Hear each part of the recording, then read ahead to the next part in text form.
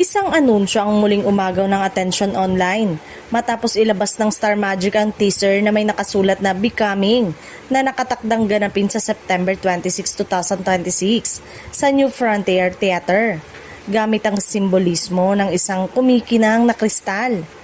Tila may malaking bagong yugto na naghihintay para sa isang artist. Sa teaser, inihambing ang journey ng isang kristal sa proseso ng pagiging mas makintab at mas kahanga-hanga. Dahil dito, maraming fans ang nakaramdam ng excitement at nagsimulang manghula kung sino ang tinutukoy sa special na anunsyo.